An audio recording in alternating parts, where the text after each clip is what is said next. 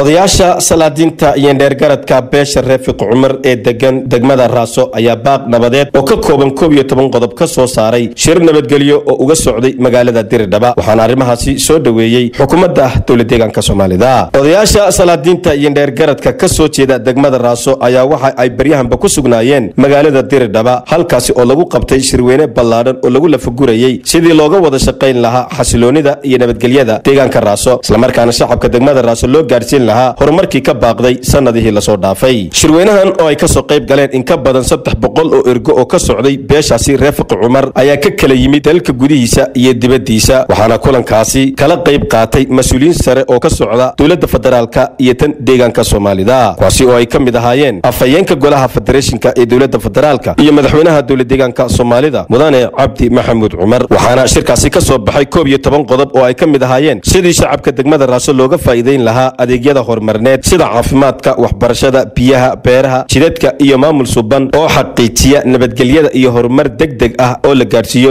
degmadaasi waxaana dawladda federaalka iyo tan deegaanka Soomaalidu ay diyaar u yihiin in dib u dejin ballaaran loo sameeyo shacabka degmada Raaso ee muddada badan soo daashaday dib u dhacu hadaba xukuumadda deegaanka Soomaalida oo soo dhaweynaysa baaqa beesha Reefiq Cumar ayaa waxay u sameysay casho sharaf ay ka soo qayb galeen dadweyne aad u tiro badan oo ka socda beeshaasi iyo hogaaminta dhaqanka ee deegaanka Soomaalida waxaana xafladani hadallo kooban oo dardaaran ah ka soo jeediyay afhayeenka baarlamaanka dawladda deegaanka Soomaalida mudane Maxamed Rashiid Isaaq iyo madaxweynaha dawladda deegaanka Soomaalida mudane Cabdi Maxamuud Cumar kuwaasi oo uga mahad celinaya beeshaasi baaqa nabadeed ee ay gaareen ayaa u soo jeediyay in ay si wada jir ah uga wada shaqeeyaan nabadgelyada horumarka iyo maamulka suuban waxayna mas'uuliyiintu tilmaameen in ay xukuumadda deegaanka Soomaalidu ay jawaab degdeg ah ka bixin doonto horumarka loo fidinayo shacabka degmadaasi Raaso sidoo kalena qaar ka mid ah salaadiinta iyo waxgaradka deegaanka Soomaalida oo hormuud ka yahay Garaad Maxamuud Dool ayaa hadallo dardaaran ah u soo jeediyay shacabka degmada Raaso waxaana hadaladiisi ka mid ahaa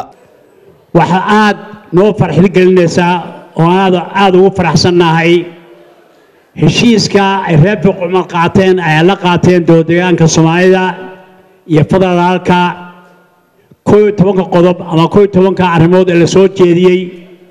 anana haddaan nahay odayaashii deegaankan waxaan idiin sheegaynaa ku bashaareynaa inaan soo dhaweeyno si fiican aan la qaadanay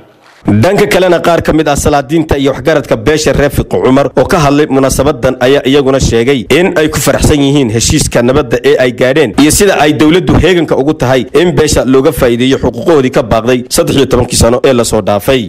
waxaan meeshan ka codsanayaa beesha Reefiq Cumar hawsha quruxda badan ee sida fiican loo soo gabagabeeyay in culayska iyo dhibaatada badan loo soo maray in ay u qaataan fursad dahabiya inay u qaataan fursad dahabiya oo ka faa'iideystaan nin tagay oo la soo celinin iyo nin maqan oo la tabin labadaba dib bay leeyihiin baa la yiri hadii Reefiq Cumar oo wax tawday oo duday wax tabashadii aawigeed maanta ay soo celiyeen walaalahoodii Soomaaliyeed Reefiq Cumar oo inaynu si fiican u soo noqonaa meena dow ahayn waxaan isleeyahay waa dow ugu dambeyntiina xafladan oo ay mas'uuliyiin tiro badan ka hadleen ayaa waxa ay carabku ku adkeeyeen in shacabka degmada Raaso laga sugayo in ay aragti midaysan u yeeshaan sugidda nabadgelyada iyo ka qayb qaadashada howlaha horumarka ee ay dawladdu u fidinayso shacabkaasi degmada Raaso waxaana halkaasi lagu soo afjaray khilaafkii soo jiitamay ee Reefiq Cumar Cabdi Maxamed Yuusuf Universal TV